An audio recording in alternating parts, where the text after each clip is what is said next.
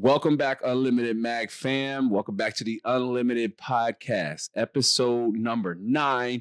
And we are officially, 11 days into 2025. So happy belated New Year. But we're here, Soup here, Skitty here. And we're here for episode 9 of the Unlimited Podcast, where we're going to talk about some of the upcoming movies, anime, games, and TV shows, mostly the ones that are streaming for the most part. But we're going to talk about some of the upcoming 2025 movies, animes, and games, shows, the whole, you know what I mean? The whole kit and caboodle, as they used to say back in the day. But off camera, we were talking about, you know what I mean, the Captain America movie. It's been through a lot of reshoots. You know what I mean? A lot of script changes, a lot of moving parts have been taken out and put back together. And I'm kind of concerned with the end result or what the end product will look like. Again, I mentioned this off camera, but one of my biggest gripes or complaints, concerns with the Captain America movie is that how in the hell can Sam Wilson take block a punch from the Red Hawk? I mean, this is, no matter how much vibranium he's using, it's still a shield. Cap was able to absorb blows and things because, well, he had the super soldier serum. You know what I mean? And even if they do give it to Sam, I think it makes the super soldier serum less impactful in the MCU. And that was also shown in the Falcon and the Winter Soldier TV show when they had more super soldiers running around, like an army of them. And then you also got Isaiah, the original Captain America, I guess, who got the super soldier serum. You know what I mean? He's also going to be in it. So it's kind of taken away the magic of the super soldier serum. But I don't know, man. I don't know. Now, I am going to go see Brave New World. You know what I'm saying? But I'm going in as a skeptic. What do you think? I mean, for the most part, supposedly he got a vibranium suit. So I'm still not particular on the strength of what's going down. Right. Do I feel as though they're going to give him a super soldier serum? No, I don't think Right. so. He didn't get it in the comic books. Right. Falcon never needed an OG serum. You know what I mean? So Right. a super soldier serum. So I think they're going to stay. I think they're still going to keep, true to the character in itself. But we all know that he's not fighting the Red Hawk by himself. Like, we know that. Right. It's interesting to see who pops up. I mean, we know he has his wingman. Right. You know what I mean? But for the most part, like, who in terms of a super powered, you know what I mean, hero or whatever is going to show up and really help Sam Wilson fight the Hawk? I mean, is it going to be one of those cameo epic like moments we got in Deadpool Wolverine where they're going to throw somebody at, you know what I'm saying? They're going to throw somebody at us who we ain't see coming, because Deadpool Wolverine did that. And on a quick side note, I read an article, you know what I mean, that Ryan Reynolds had mentioned that originally they had to fight to get Blade and Gambit added on. And they were actually added on at the last minute, but they didn't want to use them. You know what I mean? But he had to fight and get them in Deadpool Wolverine. And for real, they were two of the biggest cameos. And we kind of saw Elektra coming, sure. You know what I'm saying? Some of those other casts we kind of saw coming. But Blade and Gambit, man, I didn't see that coming. You know what I mean? I didn't see that coming. I didn't see none of them coming. I'm being totally legit. I didn't see Elektra coming. Johnny Storm was the shocker.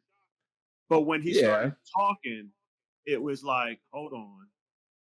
This is not Captain, especially when he used the cuss word. Even Deadpool was shocked, like, right. And I was like, yeah, that's not Cap. And I was like, But see, okay, now hear me out because I think, it was a nice cameo. But would the Chris Evans, Johnny Storm been that much more impactful if Chris Evans never played Captain America? Probably not. Probably not. I mean, because that was the shocker, that he came back as Johnny Storm and wasn't like a Captain America. You know what I mean? Right. Like, it was more so like, because again, when everybody see him and he does that jump to the ground. You're like, what? you know what I mean? You Other thought worlds, yeah. right? Like, yeah, what was going on? But we just got recent news, of course. Now he is coming back to the MCU, though. You better talk about it, Skitty. Talk about it. Talk about it. Talk about it. News on that. So we got RDJ coming back as Doom. Right. And we got Chris Evans coming back as I don't know. Now there's speculation. Of course, people are banking on the fact that with Robert Downey Jr., they're going to go the infamous Iron Man route, which has people speculating, will Chris Evans be Captain Hydra? Which, remember, after Civil War, when Captain America died, right. Later on, he came back brainwashed as Captain Hydra. So will this be another alternate universe situation? Which, again, we already talked about how the whole different universe things are kind of like dimming the storytelling of MCU products. Right. For instance, I'm sorry, third season of What If, it wasn't as impactful as the first season. First season still stands on its own today. Second season, you can see the decline. And I'm noticing, well, the one thing that the What If comics had, the one thing that was like, oh, these comics are great. Oh, they're great stories. What If stories were that they were their own stories. They weren't connected to each other. You didn't see What If Punisher joined S.H.I.E.L.D. colliding with What If Conan was in present day. You know what I mean? Right. Or they didn't even collide with What If Xavier also had the powers of the Juggernaut. You know what I mean? Like, they didn't collide their stories. They didn't bank on them being connected because they were their own stories. They were their own separate universes. I think bringing them together was a cheap shot. So go ahead. My bad. Go ahead. I was about to say, hopefully they don't, bank too much on that with these new MCU movies coming out. Right, and my thing is, what I was going to add though is Captain America being an alternate universe, whatever he is going to be. I think, just to add to your take, what the direction I think they might go in, you know what I mean, with Chris Evans coming back is no, I don't think he's coming back to play Captain America. For example, I think they're going to pull a switcheroo, and they're going to do the same exact thing they did with RDJ. Okay. He's going to come back. He's going to play somebody new, but also different because of the direction Secret Wars is going in. It's some type of multi-universal collision. I seen some on the webs the other day that I'm not quite sure how accurate or true it is. It seemed at the time, but then there's also words that Tobey Maguire is going to be in Secret Wars. Oh, yeah. That's his. Garfield too. Yeah. No, you're good. No, man. Thanks for reminding me. Garfield too. So it's like all these different universal, variants are coming into play. I really think that much like RDJ coming back to play Dr. Doom, Chris Evans is going to come back and play somebody like totally out of left field, man. But it's going to be somebody major and a big figure because, again, the Fantastic Four that's also coming out next year. RDJ will be their Dr. Doom villain. So that's also something to keep in mind. They are on a totally different Earth, but of course, quite naturally, be brought to the main 616 timeline. But also, Deadpool isn't technically on the MCU timeline, but he's in the MCU. He's just on a different Earth or whatever. And this is going to be the same case for RDJ and even Chris Evans coming back. Whoever he's coming back to play, again, I'm making my bold prediction here. It's going to be somebody new, but familiar, much like Dr. Doom coming to the MCU for the first time. It's going to be something like that. You know what I mean? It's just the fact that, and just to add to that real fast, I think most MCU fans can agree that Marvel reverting back to nostalgia, going with actors we know and love like RDJ and Chris Evans. You know what I mean? Going back to actors that portrayed these characters that we've come to appreciate over the last 10 plus years. I think they're kind of desperate and reaching for straws or pulling straws or whatever, because this is the best thing they have going for them. And Deadpool and Wolverine was refreshing. But guess what Deadpool and Wolverine relied heavily on? Nostalgia and member berries. They pulling the money out the bank. That's what they doing. Disney's right, like, all right, we got to reach in the bag. Hold up. Right, but it was still very much a cameo driven movie. You know what I'm saying? Even especially with Hugh coming in to play Wolverine. You know what I mean? Right. But it's interesting to see the direction the MCU goes forward, period. In 2024, the only MCU movie we got was Deadpool and Wolverine. That will not be the case this year in 2025. We're going to get a couple bangers. And I personally like the Thunderbolts teaser trailer. I thought it was a bit of a refresher compared to what we've gotten recently, from Endgame since 2019 up until now. You know what I mean? But Daredevil, that's a show I'm looking forward to. So long as we get the Daredevil that fought Echo and Echo's TV show. I know Echo wasn't great, but I mean, if you got Disney Plus, you got nothing else to do, and you're already entrenched into the MCU, you can go ahead and watch it. I did review it here on this channel. If you want to check the review out and then watch it and see if you know what I mean, it's worth it. If it's worth a view. But 2025 looks vastly different for the MCU than it did in 2024. You know what I mean? But what did you think of the Thunderbolts teaser trailer? I'm not gonna lie. When I first heard about the Thunderbolts, it was one of those, maybe. Seeing the trailer, right, it made me want to see the movie. Right. Off rip. I was definitely a fan of U.S. Agent on the Falcon and the Winter Soldier. I like, how he developed into the character that he is, being the Captain America that will kill. I'm still not a fan of Taskmaster. She's gonna have to. She's gonna have to talk. She's gonna have to say something. I don't know. I thought something was changed where she can't talk. No, I don't know. All I know is that they better do something. She better do something. Other characters, Red Guardian, the other Scarlet? The White Widow. White Widow, yeah, Black White Widow. I loved her. Love Red Guardian, even though with the Red Guardian, and this is just personally me, in the comics and even in previous animations, he was legit the Russian version of Captain America. So him cracking jokes and kind of being, comedic is, and for me is, but I still love him as a character. Who else is in there? The Thunderbolts that I'm missing. Oh, you got my man Bucky, Winter Soldier. Buck.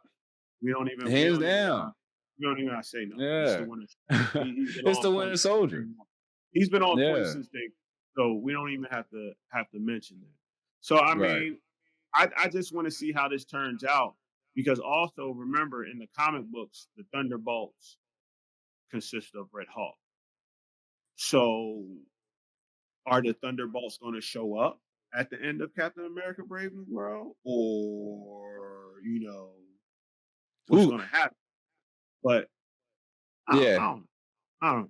Again, Thunderbolt. But as of me wanting to see Thunderbolts the movie, definitely going to see it IMAX 3D if it drops. Whatever, I will be. Hands down. Oh yeah, hands down. I mean, and just to add to that, you know what I mean. I'm glad we're going to get back, hopefully, to teasers at the end of Marvel movies, because the director of Deadpool Wolverine and Ryan Reynolds themselves both said they purposely didn't want a post-credit scene. They wanted it to just end. It was purposely handled that way. And I can appreciate it from a filmmaker's perspective. But as a viewer and a fan, I'm like, this is kind of what we've been used to since, the first Iron Man or whatever. But I'm glad though that we're going to get back to that formula, or we should get back to that formula, starting with maybe even Daredevil, but quite naturally, quite possibly, there's a higher probability that it'll kick back up with Captain America 4, Captain America Brave New World. And that's being because a lot of things that are happening in that movie, and this is really no spoiler. We ain't seen it, so this isn't even really a spoiler. But Right. the unguarded, or we're not going to say the word because YouTube don't really favor that word. The algorithm doesn't. But the left behind celestial, the unbirthed celestial, that's Tiamat. stuck in the Tiamat, that's stuck in the middle of the Pacific, that's been ignored since the Eternals, is finally going to get mentioned here in Captain America 4. You can see it in the trailer, right? You can see Cap. Oh man, I can't even say that with a serious face. Sam, there you go. Sam is flying, or he's fighting around Tiamat, but that's going to be the source of adamantium in the MCU. And so it's very interesting to see what direction that takes the MCU, as that could be almost a revolving plot line for an arms race on who can mine the adamantium, who gets control over the adamantium. You know what I mean? Is it like government control? Will there be villains also vying for it? There's a lot of factors. If another universe, variant comes over to the main 616 universe, what would that even look like? It's like we have yet to really get X-Men proper in the MCU. Your girl Kamala Khan is like an X-Men, whatever, but we have yet to really get a mutant proper in the MCU. And with the Blade movie up in the air, it's also hard to say if we'll get vampires anytime soon. Don't even get me started on the Blade movie.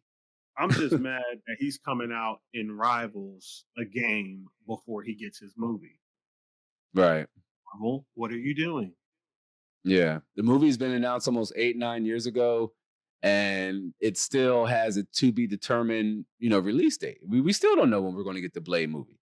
You know what I mean? So that's discerning within itself, that movie too is likely going to flop on release, right? Especially with some of the story details that I came across with how it's going to start with Blade and his daughter. I'm like, the first time we get Blade in the MCU, he's going to have his daughter as a sidekick. I mean, that's fine and everything. And I know everybody's going to say, oh, he did it in the comics, but Marvel don't always follow what goes down in the comics. And that doesn't mean they necessarily have to start with like his first entry in the MCU. You know what I'm saying? So I don't know. I'm curious to see how they introduce vampires in the MCU, because there hasn't been like not one incident, one mention. Even when in the Winter Soldier, when Cap, the right Cap, when Cap and Natasha had leaked all of, the files, they could have even maybe mentioned it then that there's been some cases in the UK or something that was swept under the rug that revolve vampires, but it just didn't happen. You know what I mean? So I'm scared for Blade. They'll figure it out. I'm keeping it optimistic because they know how much great of a character Blade is. If they did, they wouldn't have pushed him back so many times. They would have been gotten Blade out, and they would have been gotten Blade right. I think it's also how to fit him in. You know what I mean? Because like you said, you said it yourself. There was no mention of any vampires. There's only 2 supernatural MCU shows, and one wasn't even one was just one episode.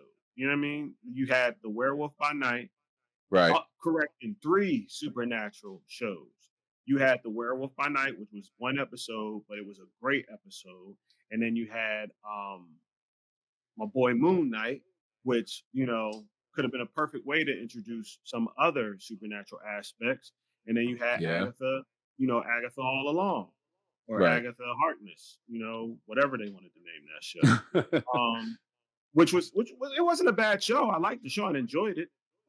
It's just that again, it was more focused on, it was focused on what it needed to be focused on. Right, witchcraft. Going through the trials. Yeah, but right. Again, another opportunity to input other supernatural, things in there. was completely missed. I mean, yeah, they had ghosts, but they could have been Right. like, oh, there's a vampire spirit or something like that, or telling Right. of a vampire coming, And I totally agree with you because I do think that it was a missed opportunity to introduce some type of vampire lore, like some type of vampire lore, as old as Agatha is. Because I agree with you. I watched all of Agatha all along as well. It wasn't a bad show. It was just, if you just take it for what it was an okay show. But you got to take it for what it is. You can't go in thinking it's a superhero MCU. It's going to be this, that. It's a slow burn story about witches going through a trial. And I kind of do like witchcraft, and I do like that side of the lore. I really do. So it's pretty cool to kind of see, the MCU take on it. But they could have introduced some type of vampire lore. They could have said, oh, yeah, and also during that time, I've come across, people that also fed on more than just magic. They fed on the blood or the energy of their victims, something to that extent. You know what I mean? Because vampires have existed for hundreds of years. And Agatha is, I think they depicted, she's at least like over 100, 200 maybe even. You know what I mean? She was definitely moving in like 16th, 17th century, you know what I'm saying, America. So they could have tapped into some type of vampiric lore in the MCU. And I just think it was a missed opportunity, you know what I mean, that they didn't. And yeah, quite naturally, I hear you out. I know you're saying, oh, you think they get it right. But it's like, how can they really, truly, effectively introduce vampires when all of this time in the MCU, they've been so widely ignored, even on other Earths, you know what I mean, or whatever, like, and just on different Earths. It wasn't even mentioned then. Why isn't anybody questioning Deadpool and Wolverine? Like, WTF? What the is Blade? You know what I mean? They want to know, like, what are you? Wolverine is an X-Men, sure. Deadpool got the regenerative cancer thing going on. You know what I mean? But then they look at Blade and they say, well, bro, what are you? I'm half vampire, half human. They should be like, oh, well, what's a vampire? Or, oh, well, yeah, we have those here too. You know what I mean? Like, it's just completely ignored and overlooked. And quite naturally, no, we weren't thinking about it when Blade came around the corner in Deadpool Wolverine. But it's like, come on now, why are they not questioning what Blade is? You know what I'm saying? So, again, they just missed opportunity between the supernatural shows to kind of throw in some vampire lore in the MCU or even Eternals, because he was cut in that post-credit scene on Eternals. Blade, that is. The Mahershala Ali's Blade. You see his boots and his coat, the bottom. Right. That's it. But I mean, you hear the voice, but still, so you know it's wasted opportunity. And also, word on the street is that they're finally recasting T'Challa. Oh, nice. Okay, yeah. So for the upcoming Black Panther, the new Black Panther movie that's in the works, and okay. Also, there was something else with the Black Panther, but yeah, that even though Denzel, it leaked that Denzel is going to be in the next Black Panther movie. Right. So interesting to see what his role is. You know what I'm saying? It's gonna be interesting. I mean, I can't honestly say there's a bad Denzel movie. I mean, Gladiator 2 could have been better. I mean, I heard it was good though. I haven't really heard anything negative, like truly negative, about Denzel Washington's acting in movies or in the movies he is in. But I will say this though. I'm sorry to cut you off, but I will say this. His accent in Gladiator 2 was horrible. And if you know, you know. If you've seen Gladiator 2, you know exactly what I'm talking about because so many people had a complaint with it. And it was one of my biggest complaints watching the movie. I'm like, he is talking like he is from the Bronx, New York, and what quite possibly is 3rd century Rome. And it makes no sense because the way he talked simply would not have existed at that time. And it's so out of character. He said he didn't want to use an African, he didn't want to use an African dialect because he thought it would be like sacrilegious to African people. I can respect that. But we're talking about a time where even a character that his character is based on what it came from the African continent. Not sounding like he came off he had no accent or no. He was method acting. He just sounded like Denzel. You know what I'm saying? And it pulled you out of the movie. Everybody is either talking with like English accents or like ancient kind of dialect a little bit, if you will. And then he is just talking like he's in Training Day, Rome. You know what I'm saying? Like it just wasn't a good fit for the movie. But in my opinion, it wasn't better than the first Gladiator at all. It's like, let me stop. I was like, Brutus ain't got on thee. Well, there was no Brutus, but yeah. I'm just being cheesy. But but also the one I want to go back to something too. Even though I clowned season 3 of What If, there were a couple episodes. One episode in particular, and the reason why I'm saying this episode because it got me wanting to watch her series, and that's the episode. What is it called? The Convergence, the Divergence. What is it called?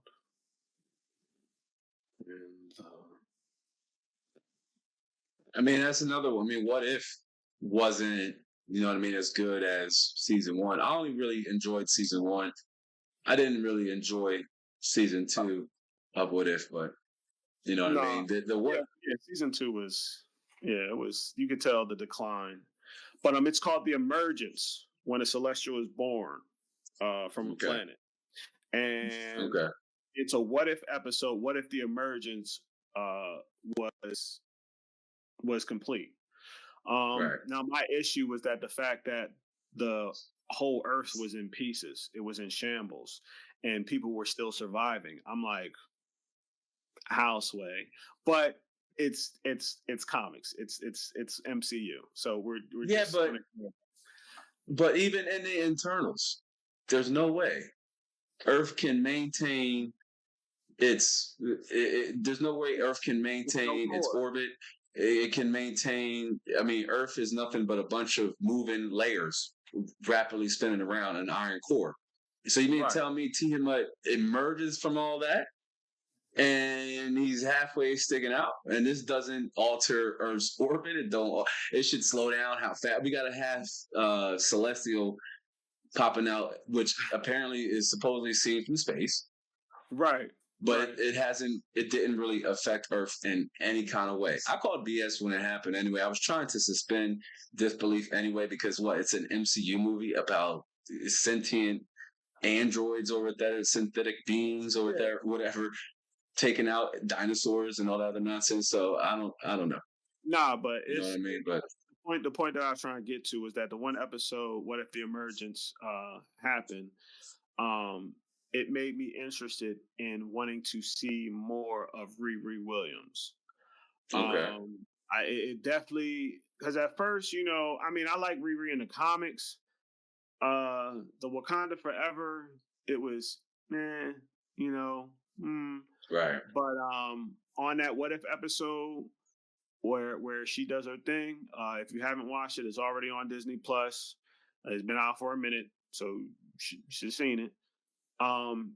She does some tactical stuff, and does some awesome work, especially with the people that she's working with. Go check it out. I'm not going to spoil it too much, but yeah, go check it out. It definitely got me wanting to watch Ironheart. Oh, look at Skinny Changer for the 2025. He ain't spoiling no more. Damn, y'all, it's going to be a whole 2025 is going to be lit. Unlimited fam Scott said he ain't spoiling nothing no more. She wasn't bad in Wakanda. She wasn't bad in Wakanda Forever. No. My biggest concern with Wakanda Forever is what is No Amor? Where is he going to be at? He's arguably one of the most powerful. Him being one of the first mutants or whatever, being born a mutant. But where is he going to be at? Because dude is super powerful. Just don't turn the microwave on. You know what I'm saying? I mean, remember at the end he said that they're going to need us, and we'll be there. So. We'll see what's going on. We'll see what's going on. No, here's the problem. Here's the problem with that. If they're supposed to be protectors of the ocean. Why would he not have grievances or beef with what popping up out of it? What you talking about? The blip? The Tiamat. Tiamat popping halfway out the ocean, and he's just like, oh, hey, they call me no more, the boy with no love. Remember, nobody mentioned that though. Like they are supposed to be protectors of the ocean, and what the Eternals did was pretty much leave a big piece of trash in the middle of it. You know what I'm saying? We don't talk about the Eternals. It's like, no. But you know what's crazy? Suppose that, that's actually a saying. We don't talk about the Eternals. But yet, I like Eternals. I know it's hated on, but I like Eternals. On What If Season 3, there's an episode where one of the Eternals is on there. So heavy, and it's not like he's lightweight. He's a side character. He's basically like right neck and neck, and it's the same episode with Agatha. It was an entertaining episode, but it's still like, why? Yeah. Also, what else with the MCU? There was something else. There was a couple other things. The Wakanda. I mean, those are. Oh yeah, but for the movie on the movie space, we kind of. Yeah, the movie space, we covered some of the biggest ones, but Thunderbolt, Fantastic Four, Brave New World coming out, just to name a few. I mean, essentially, the MCU looks like it could be back, but one reason why I was excited about post-credit scenes coming back is, like before, that kind of gives us an idea of what's possibly coming next down the pipeline. Right. Well, like, will we get an RDJ cameo at the end of Thunderbolts or something wild and crazy, or like, will we get Go ahead. Will we get Chris Evans appearing in Brave New World? Like, who knows the crazy cameos they're gonna come out with? But yeah, in Fantastic Four, I think that's when we'll officially see RDJ. I'm just curious of will we get glimpses of these characters in one way or another, where they're coming from, what they look like in a post-credit scene. Because Monica Rambeau, where they gonna go with that storyline? Remember, she too ended up in a different Earth with like X-Men. They're traditional looking X-Men. And so I don't know where they're going to even go with that. What direction they're going to go in with that? Or they pick up with Secret Wars and conclude all those loose ends? I hope so, man. I hope so. But we did cover a lot of the MCU. We got the biggest announcement to come out in 2024, at least on the DC side. And that was that Superman teaser trailer. Oh, man. Okay. I don't even know where to start. Skitty, with the Superman show. Here's my thought. Some of it looks okay. I'm gonna say this till I'm blue in the face. Do we need Crypto the dog? Like, do we really need Crypto the dog? Right. And I'm sorry, the new Superman suit looks too close to the Guardians of the Galaxy uniform. It does. Yeah, I'm saying I'm jumping the gun. It does. I'm not a fan of the suit. Period. Yeah. I know there's two sides of the underwear over the pants or under the pants argument, and I'm going to go, and I'm on the side where I don't think it's necessary in terms of for a modern superhero, just as much as it would look ridiculous if they do it on Batman, which I'm a little concerned that James Gunn might just do that. As much as everybody loved Robert Pattinson's The Batman, look at his suit in The Batman. It doesn't have the underoos. It's not like underwear on the outside because there's really no tactical advantage for Bruce even having that on the outside of his suit. It was just how these characters were drawn in the 50s and the 60s. But for the most part, they're not needed in terms from a modern perspective. And that worked with Snyder's Man of Steel, which is going to be my Superman. And definitely, out of all the Superman to come out, man, I really enjoy Man of Steel. Hands down. Period. Yeah. But the teaser I mean, the trailer, I'll go in on the trailer. The trailer is what it is, first of all. Will I see the Superman movie? For sure. Yeah. Am I more concerned than excited? Yes. I'm definitely more concerned than excited for the Superman movie. And why is that? Well, I'm like Skid. Not only are we getting Crypto, which I get it, fine.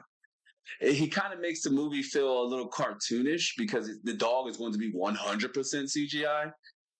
So it's going to feel very cartoony at times. It already kind of does when he's like home, he's holding up his cape and then Crypto's like moving fast in the snow. It's like too much Guardians of the Galaxy humor is making its way over to Superman. And you can kind of see it. And now they tried to what happened with the DCU and why it was so heavily criticized when it first launched around 2012, 2013.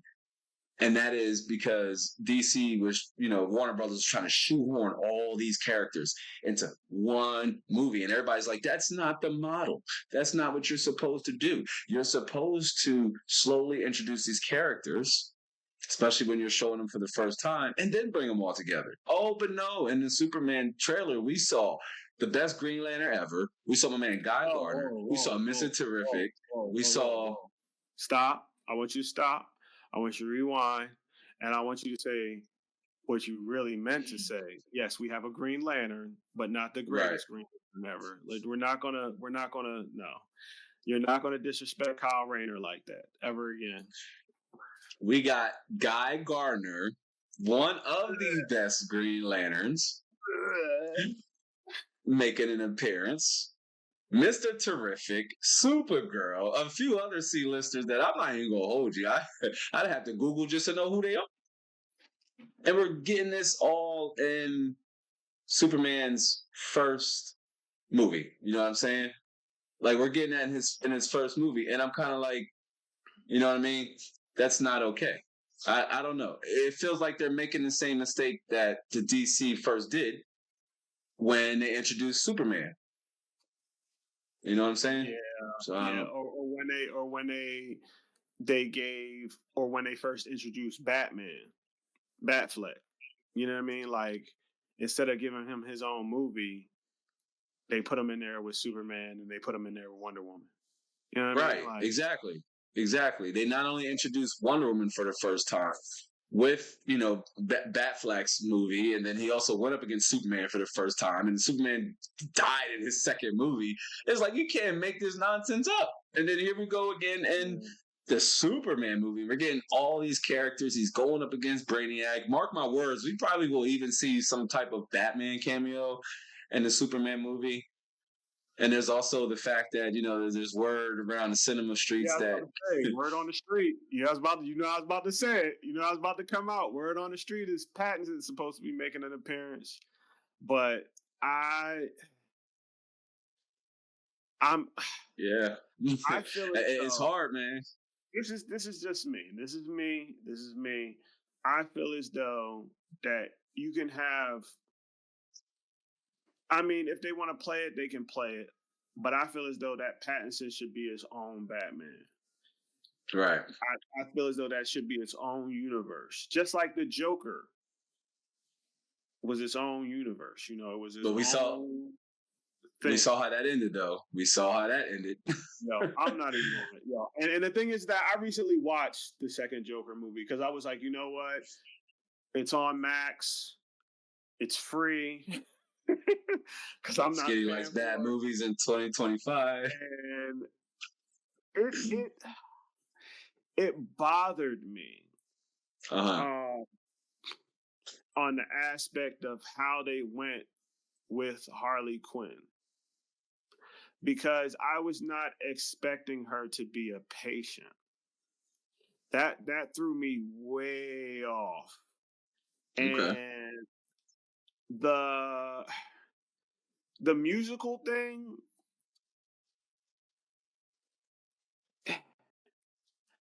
I could have done. Bro, the movie flopped for a reason. The movie flopped for a reason. Not only was it highly divisive, it flopped. Like, it was a literal box office flop. It was like the trial of Joker, and then like I can tell that they really wanted to kill that movie. You can tell by the way it ended, they wanted to kill that movie. You can tell by the development of the Joker character. After he literally gave up on wanting to be the Joker. I'm like, what? Like you're getting back into spoiler territory now. I mean, it's been out. The Joker movie been out. It's been what, like months? Like more than 6 months. I know. I thought you was on your New Year's resolution about not spoiling stuff. Nah, screw all that. All I'm saying, I'm talking about that crap movie. That's a crap movie. And if y'all don't want me to spoil that crap movie, and y'all want to go see that crap movie, then go right ahead. But I'm gonna tell it like it is. Skinny just want to get back into spoiling stuff again. Today is the day where everybody breaks their New Year's Eve resolutions, and you breaking yours on the pod right now. I ain't spoiling nothing. I'm not spoiling nothing with that Joker crap. I'm not spoiling nothing that wasn't already spoiled. You kind of did. I mean, still a lot of people ain't seen it though, especially with how it ended. You know what I mean? We're gonna talk about it, but I mean, you can because it's your New Year's resolution not to spoil stuff. So you can. I'm not, man. Y'all lucky. Go ahead. You can tell it. You can go ahead. Go ahead, man. Go ahead and spoil it, Skid. Go ahead, man. Yeah, you talking about spoiling it? It was crap. Now, like I said, you can tell by the way they wanted to kill this movie because. What would you give it? What I give it? Man, what would you give Joker Folly à la Duke? The whole, I would say 0, dog. Like, you know what? I'm gonna say 3. I'm gonna say 3 because right when I thought, because think about it, and hear me out, folks. Okay. When you thought the movie was about to go for a crazy turn, and y'all know what I'm talking about, the explosion at the courthouse, it was like, oh snap, okay, maybe they're about to do something good. They didn't. He ran away from the people that was breaking him out.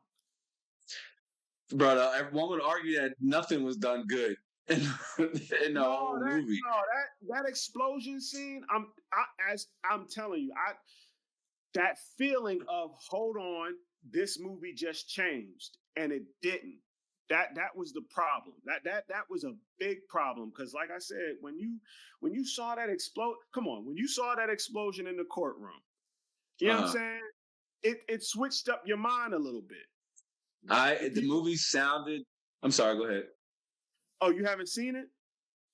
I've seen parts of it, but here's the thing: I know enough about it, top to bottom, to know it wasn't great. I knew enough about it going in that it wasn't going to be great, and that's why I just skipped over the whole thing altogether. When it first came out, that it's going to be a musical. I said, "What?" I'm not. No, I've seen enough of it. It's not great. It's not great. I'm not saying you know what I mean. Like I'm not saying it's not even good. I'm just saying at that point, you think a dynamic is going to change to get better, and it doesn't. That's like it really pulled that scene alone.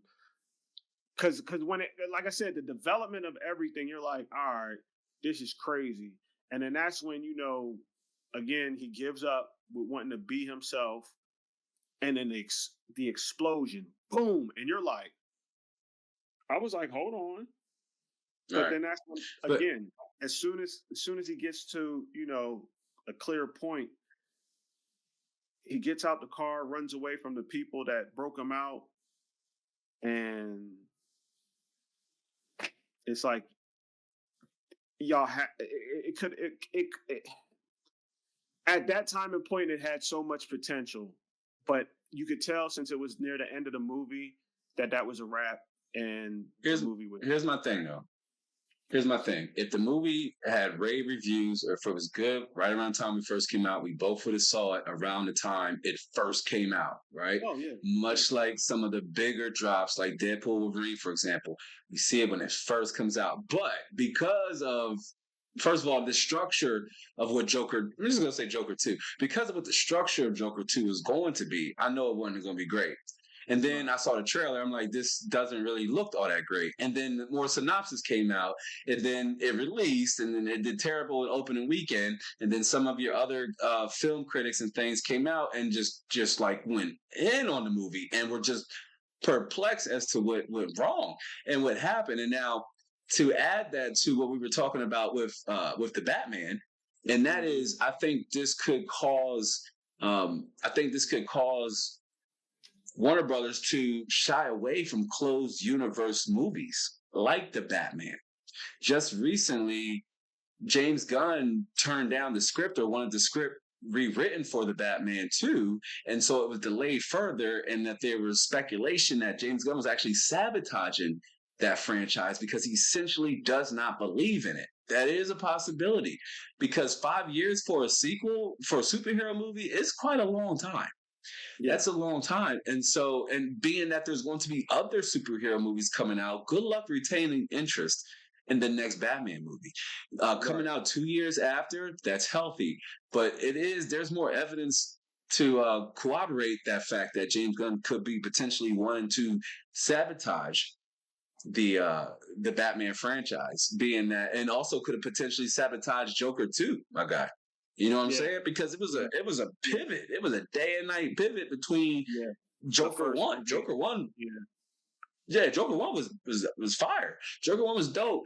And then 2, I'm like, I'm not even touching 2. And I gave it 30 minutes. I'm like, I am so out. I'd literally rather watch dust blow in the wind outside than watch this movie.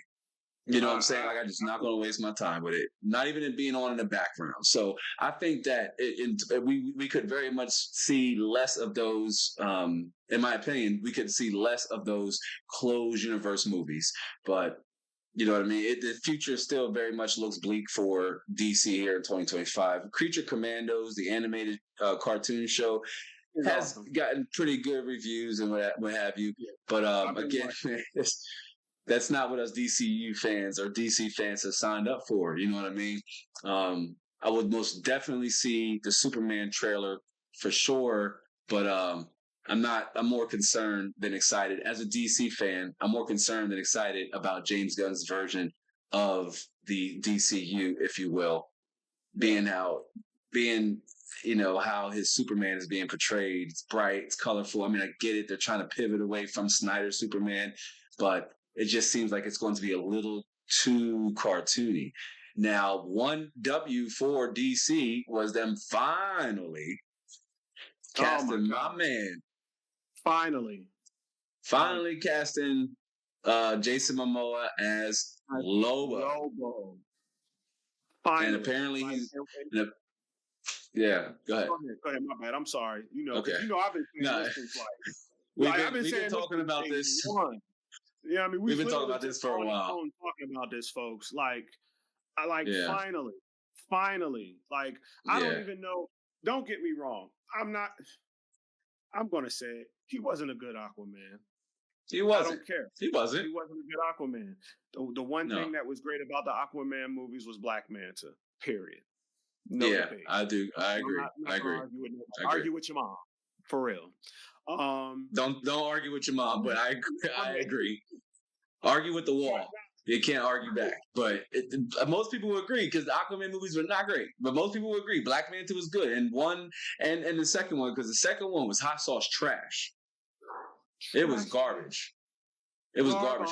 But Jason Momoa being cast as Lobo, I think there isn't a more insane comic book fan, movie avid viewer, goer, what have you, that would disagree and would also agree that this should have long been the choice. Nothing against Jason Momoa.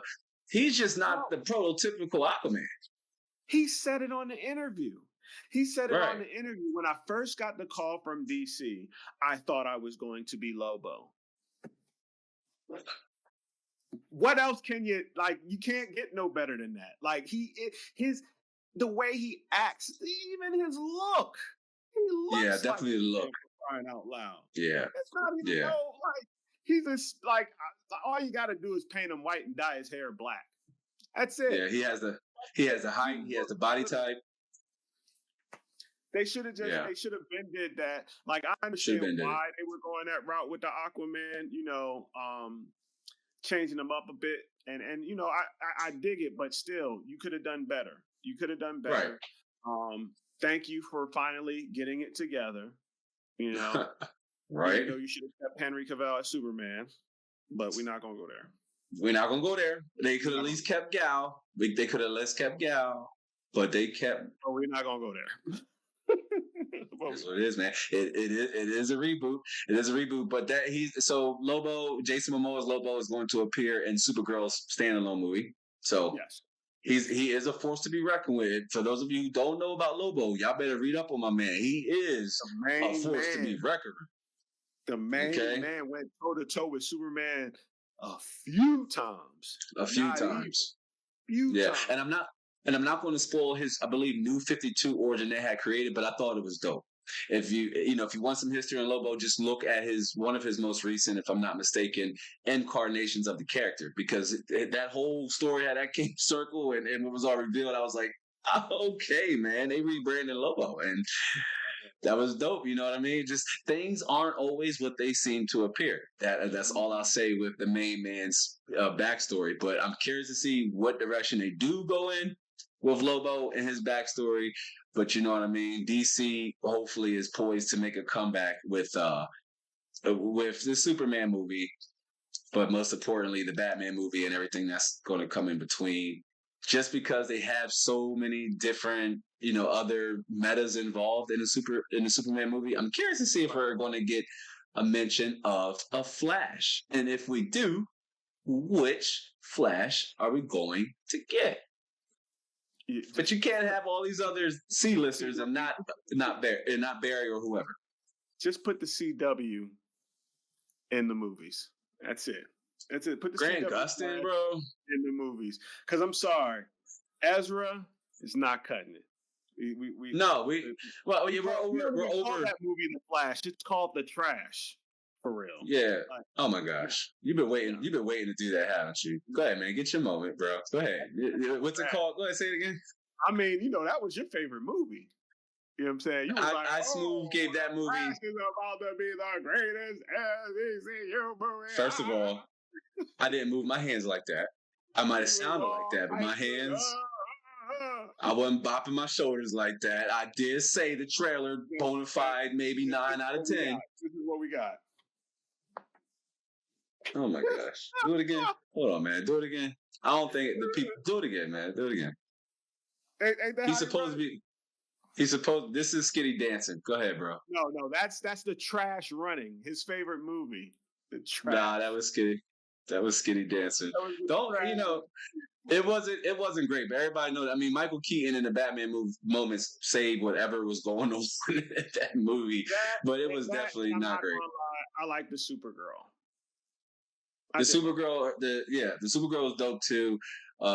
Their version of Kara was dope. Michael Keaton's Batman was dope, but everything else about the movie was not, especially the storyline, just literally made no sense. And in fact, I'm going to keep it a buck. Being that he is my favorite DC villain, where they really lost me at is when there was no introduction of the Reverse Flash.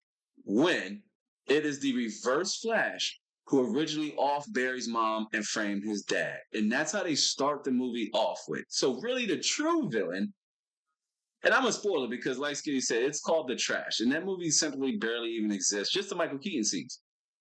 You know what I mean? But the villain was the variant version of Barry himself running into the future. And not, what the F? It was the dollar store Salvatore.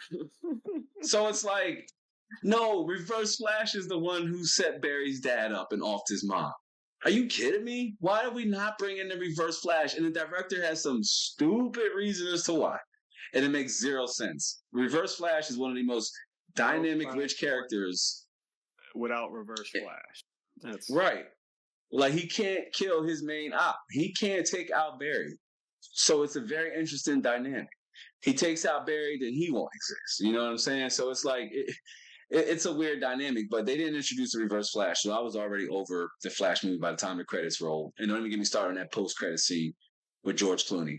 Like that was such a big troll move right there because we knew that literally meant it was going anywhere. And then the post credit scene with Jason Momoa, the movie should have just stopped like 45 minutes ago. Up to that point, to keep it above, like it should have just ended. But it's interesting to see though who we will get in terms of a new Flash. You can't cook the new DC universe without the big three, and definitely a big four, maybe five, possibly. That's Aquaman, Flash, Wonder Woman, Batman, and Superman. You know what I mean? But we're also getting Lantern, so that's cool. Will we see, the Martian Manhunter? Will we see more obscure characters?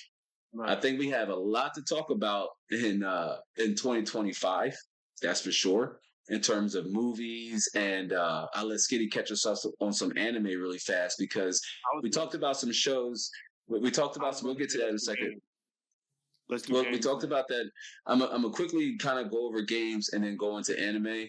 But because really with games, the games in the past year we had the Black Ops 6, and we didn't talk about it on the channel because we kind of went on a winter break and holiday break during that time between like Thanksgiving and some other American holidays. But we had Call of Duty Black Ops 6 that dropped last year.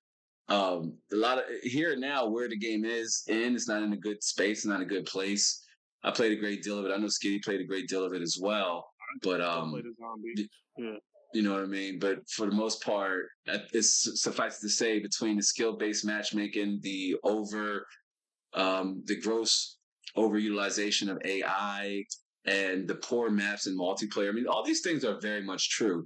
And on my gaming channel, I did an 8-hour stream, and it's interesting because all of those and especially the hit marker detecting, it was horrible at launch. And I complained about that day one when I played it. I'm like, wait a minute, I'm getting shot through the wall. There's like significant delays in shots. It's taking more bullets to take down another player, and I'm getting taken down quickly. Like these things were evident on day one with Black Ops 6. And it's turned a lot of players away from the game, and it's also turned a lot of players away from Call of Duty Warzone. The numbers are there. You can't ignore the numbers. Huge and massive drop-offs ever since the Black Ops 6 integration of Call of Duty Warzone. I played Warzone after the Black Ops 6 integration, and I really didn't see a major significant difference. The Omni movement, of course, was new in Warzone, and then some of the guns.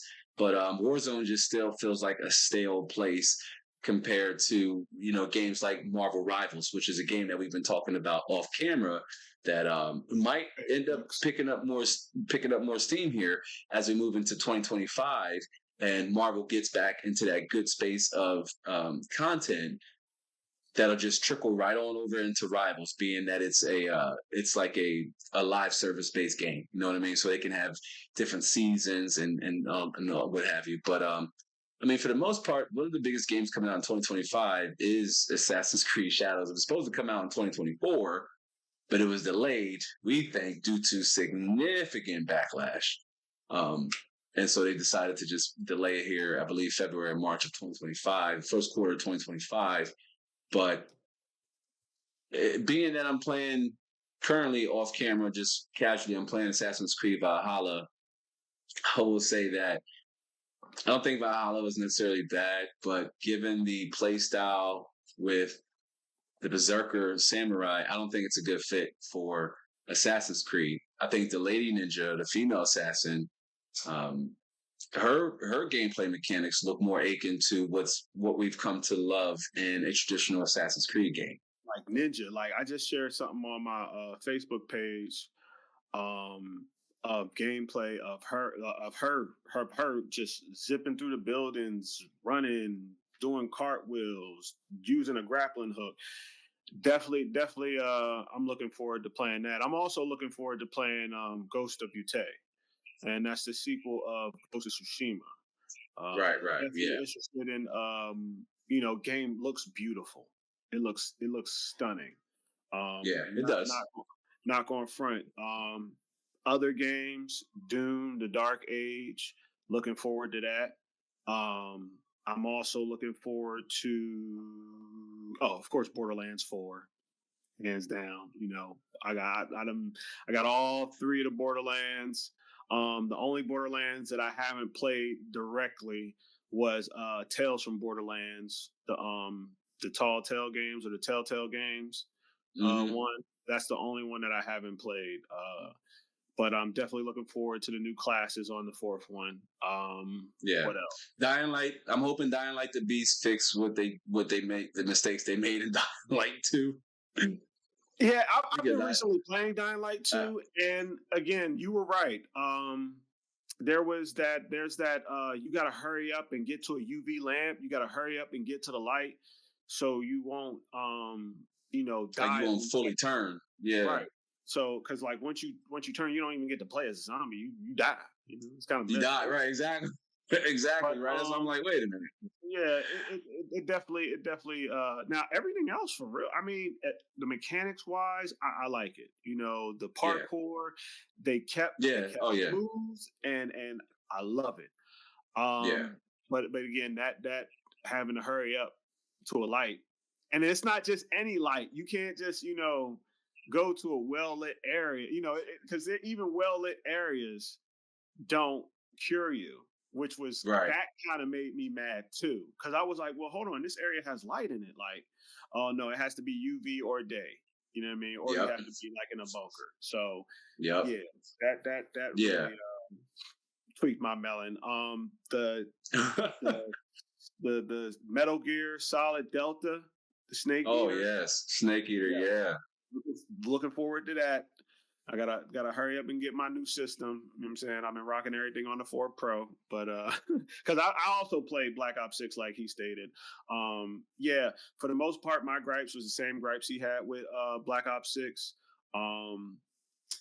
My issue with multiplayer is everybody uses the same gun. Facts. Facts. Yo, you better cook. All right, assault rifle, you guarantee. XM4. It's not even a debate. Facts. I'm more of a zombies player. I do like the update they had recently with the Squid Games. I was playing a mode on there called red light, dead light, green light. Dead light, you can't move at all. I mean, red light, you can't move at all. If you move, you lose essence. The money that you buy stuff with, you lose that. Right. Dead light, the zombies get like a power increase boost, and their eyes turn purple, and they're fast as boy, like for real. And green light is basically regular. You get to move around, do your thing. You know what I mean? Right. What I also I do love the increase of zombie maps, which that was another thing too. Like I've been a zombie player for a very long time now, and most zombie games, as I look back, with the Black Ops 2, I would say that would be the one with the most maps. The other ones you had to get through means of downloading, extra, which once if you buy. For the most people who really play, Call of Duty games, if you're really interested in it, like I love the Black Ops series, so I always get, the full pack. So when a map comes out, it just drops on my thing. But yeah, it wasn't that long before they came out with an extra map, which again, I like. So, and if you run with a good squad, like most zombie games, you're going to enjoy it. But as for other games, definitely, I'm not one of the biggest. Yeah, go ahead. Go ahead. No, go ahead. You finish. Go ahead. You can finish. Because one of the biggest coming out is probably the biggest in the last ever. one game in particular, and I just might get a Switch for this game, and it's because I've been waiting for this game for a long time, and you might agree with me. Metroid Prime 4, like we've been waiting for another Metroid Prime for years now. Yeah, Metroid Prime. I'm not going to front. That was one of the reasons. Resident Evil remake and Metroid Prime was the reason why I got a GameCube. You got a GameCube for sure. Yeah, absolutely.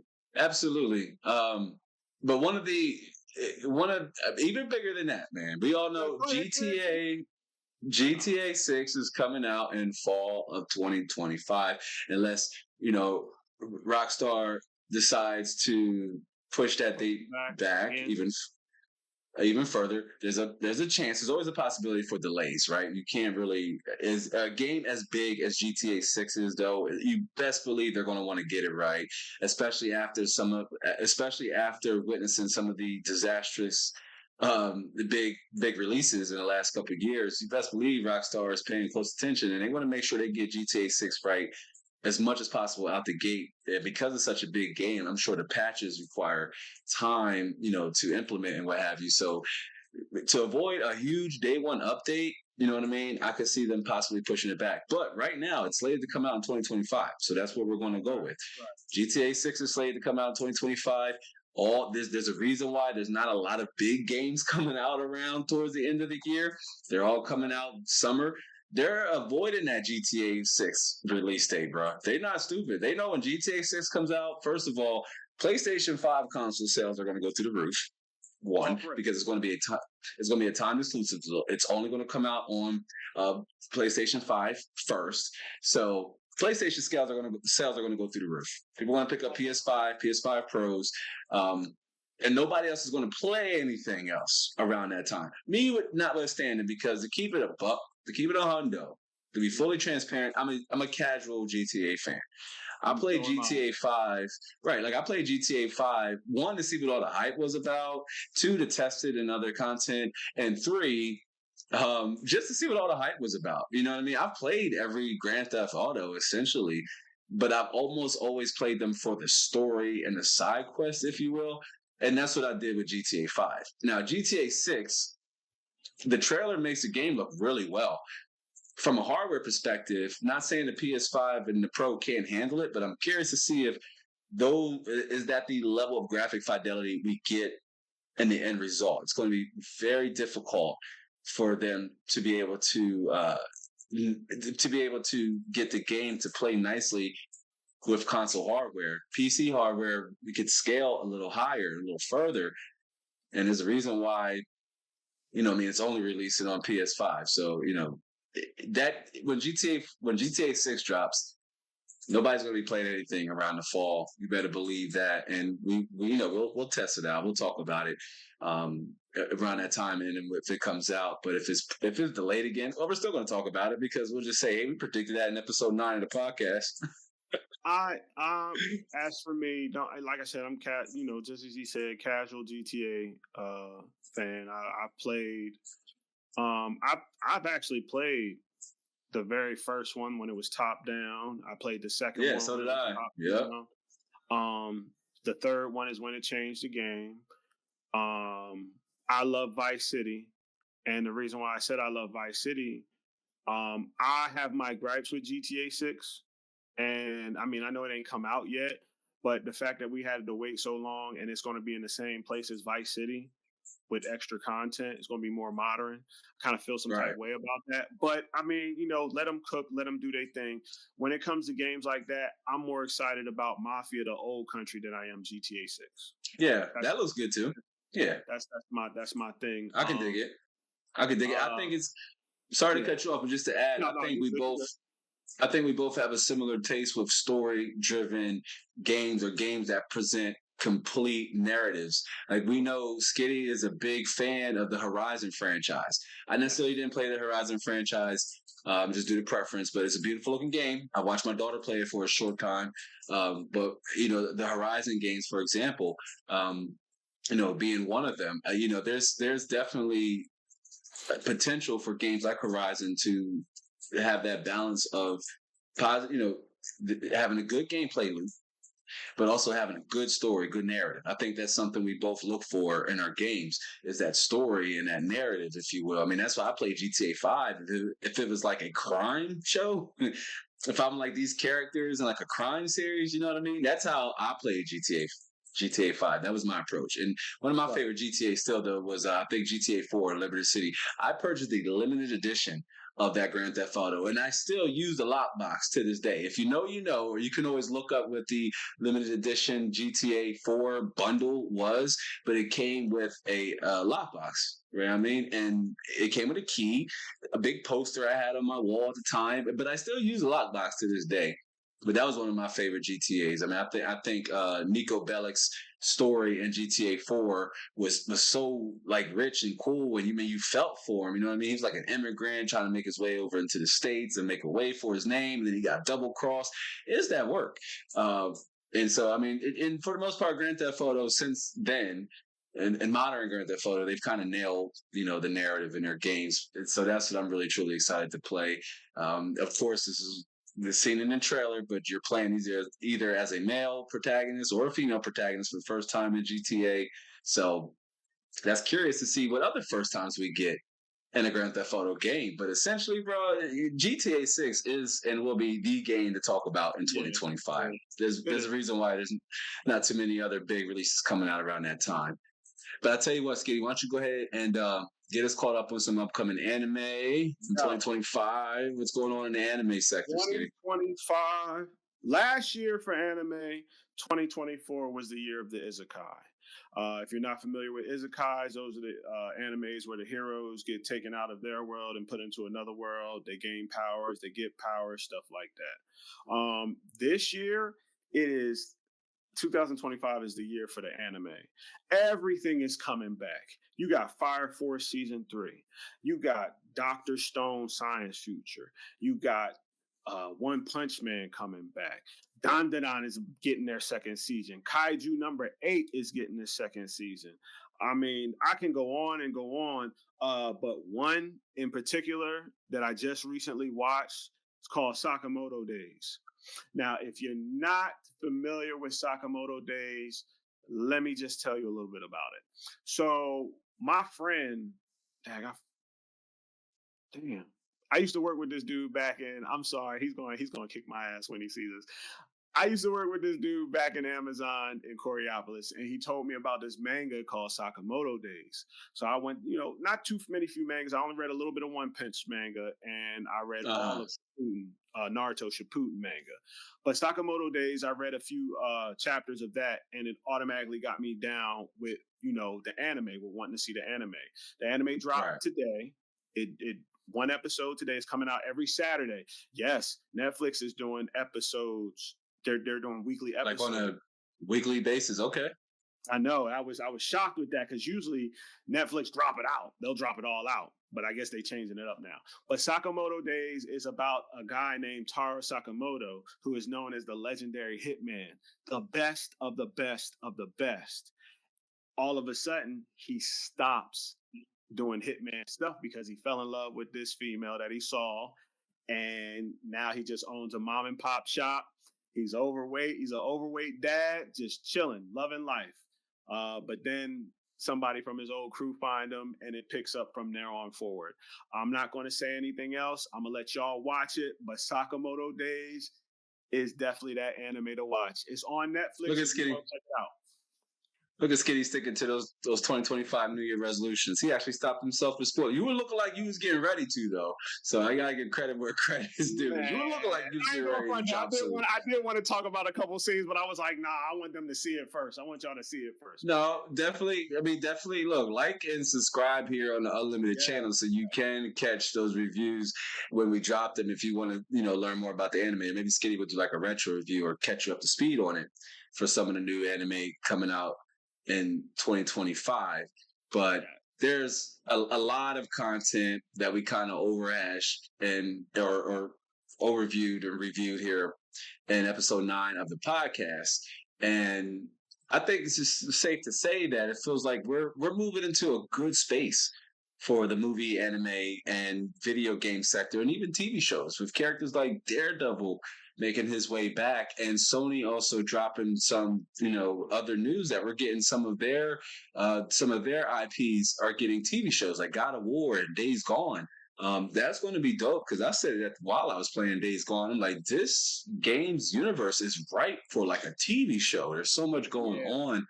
And while I'm upset we did, not movies. I'm sorry. Yeah, but maybe not a movie. No. I was agreeing with you, but then I just realized because it was something else that I forgot to bring up earlier. Sony Pictures, they're coming out with it's a couple things, more than a couple things, but the couple ones that stand off the top of the dome, they're coming out with a Horizon Zero Dawn live action movie. which Sony with live action movies really haven't been hitting. With their game movies haven't been hitting. Uncharted, no. Monster Hunter, no. So, I don't. I'm scared, and I am excited about the Horizon Zero Dawn movie. Now, what I am really excited about, and this goes back to the anime, they're doing a Ghost of Tsushima Legends anime. And if you're familiar with Ghost of Tsushima Legends, that's the multiplayer mode of Ghost of Tsushima where you play dead warriors defending the realm from Oni, which I recommend if you got PlayStation Plus, you should be able to get it for free. If you have the Ghost of Tsushima full game, set year edition, whatever game, it's on there as well. It is very fun to play. I do have some gameplay on my live, Skitty Live. But yeah, I'm interested in that because each dead warrior is a class: samurai, hunter, bow and arrow, ronin, and assassin. They all have their own individual stories of what happened to them and how they died. So I would definitely check that out. I'm definitely excited for that when it comes to Sony Pictures. Yeah, so like I was mentioning, they have a few coming out. I was getting ready to drop some. I mean, you got the Days Gone show, you got the God of War show. So there's going to be a lot of TV shows that are going to be coming out over the next few years that we will definitely be around to review, check out, and let you all know if, they're worth a watch. Are they good TV shows? Did they successfully transition from like game to movie or game to TV show? I think Forbidden might have the most potential because it's a bright, colorful world. Could be a little costly and expensive, being that they're like mechanized dinosaurs or whatever. So from a budget perspective, it could be big. And then there's other live action. I mean, you got the Last Ronin live action movie and video game coming out here whenever. So, I mean, there's a lot of content that's coming out in 2025 that we just wanted to kick off the first episode of the new year with highlighting and addressing some of the ones that we have our, ears low to the ground and our eyes dead set and focused on, as fans and just as critics. We want to give y'all honest takes on it to see, did they live up to the hype? You know what I'm saying? And the community, well, we'll be the judge of that. But that's all we got for episode 9, y'all. We're going to go ahead and dip out. Just make sure you do all the things. You could jump down in the description box below if you're watching on YouTube for other podcast episodes. Definitely subscribe if you haven't yet to the Unlimited channel so you can be notified of future videos when we publish them, and just to stay in the movies, anime, games, and TV show loop, because we will definitely keep you there. You know what I mean? But that's all I got for this one, y'all. We're gonna go ahead and dip out. It's been your boy Soup Skitty. Do hope to catch y'all in the next one. So till then, be easy. Deuces.